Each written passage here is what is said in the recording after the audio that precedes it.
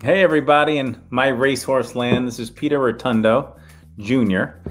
You might know me from an old show we used to do called Horse Players on the Esquire Network, a little handicapping show, or maybe at the Breeders' Cup. I'm also shown as husband and a lot of different titles. But at the end of the day, handicapping is my game, right? Learned how to read the racing form when I was 6 years old, and I've been trying to pick the Derby winner ever since.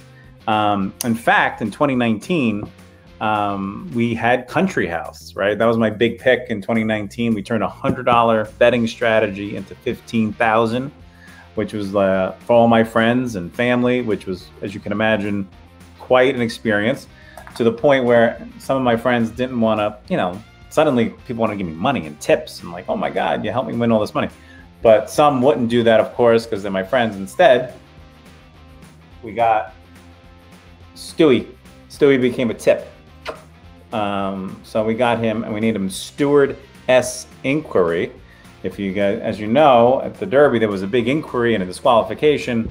So we named him after that. Anyway, it was crazy in 2019. And then 2020, of course, was authentic. There he is, sitting on the wall. A great win for the family as well, and of course your family. So now we're at 2021. We're back to the first Saturday in May, and we got to try to figure out who's going to win, right? So I'll just give you a quick rundown of the race. Listen, I think it's kind of a wide open race, right? I mean, coming out of the gate, who's going to go to the lead? I'm not exactly sure. Usually, I have a clear understanding of where, who might be on the lead, who might not be on the lead. This time, there's so many horses that might go, might not go. It's what they call a jockey's race. I think the jockeys will kind of dictate what happens right out of the gate. Medina Spirit, of course, is your guy. Bob Baffert and Johnny V. Look, they won the Kentucky Derby last year on the lead. They also won the Breeders' Cup Classic on the lead. Why not? Maybe it's like a free roll for them. I mean, Baffert's won it 6 times. Maybe he goes to the front. At the end of the day, I'm looking at a horse with a really terrible name. If you're looking at horses, you're like, how could you name a horse Soup and Sandwich? But in this case, maybe you don't know, the owners of Soup and Sandwich are from the Campbell's Soup fortune, right? So now it kind of makes sense. Plus, I think it's kind of a cute name. Anyway, he's a beautiful horse, beautiful gray horse. He ran big in the Florida Derby, ran second. It was only his 3rd race of his life. He went out there, he went wide around the first turn. There were horses on the inside of him, on the outside of him, giving him pressure. Coming for home, he had the lead, and all of a sudden, horse came right alongside, and the jock, Johnny V, just he didn't even touch him yet. Next thing you know, he pushed a little too late, lost by about 2 lengths. And then, if you watch, most horses run on the proper lead coming from home. He was on the wrong lead. At the end of the day, 4th race of his life. If he improves off the Florida Derby, which I think he will, I love his post position, the 19 post. He's all the way on the outside. I'm looking at my wall. I got Country House, number 20, Authentic, number 18. Clearly, you could win from out there.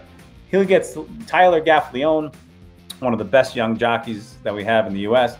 He'll be watching all the others on the inside. Maybe he goes early. Maybe he sits. Mark Casse, Hall of Famer. I mean, he has all of and he has the breeding. The sire is Into Mischief, Authentic stat, right? And the mare is out of a Tappet mare, which of course is bred for distance. So I think Soup and Sandwich is set up to run the race of his life, his 4th race of his career, and he might do it. And he's 30-1 on the morning line. Second, I like number 1, Known Agenda, who beat Soup and Sandwich in the Florida Derby. He's got the rail. Everybody says the 1 post is no good, but it's just not true. It's like one of these myths and overhyped situations. So I think with Irad Ortiz, the best jockey in the U.S., Todd Pletcher, the best trainer arguably in the country, and you're going to get 6-7-1 on the inside, you got to use him. So Soup and Sandwich, Known Agenda. I like a horse named Obesos. He's a big long shot, but I think he's getting better with every race. He'll come from the back. And then my big long shot to throw in, like if you want to bet across the board or just to show, a horse named Hidden Stash. I think he's getting better with every race. Sneaky moves. I think the way the pace will be for him might set it up. And those are my top 4. I think Rock Your World is very interesting. I mean, look, he won the Santa Anita Derby, first race on the dirt. I wouldn't be surprised if he won. I wouldn't be surprised if Essential Quality won. He's undefeated, obviously. He's done everything right. But the value's not there. You ain't going to be 4, 5, 3 to 1. It's the Kentucky Derby. You need some prices. There's 20 horses. That's anything can happen. They're going to break out of the gate. Who's going to go to the lead? Who's not going to go? Bottom line, have some fun with it. Go with a long shot and try to take home some money. But if Soup and Sandwich is coming down the stretch, I want you to think of me.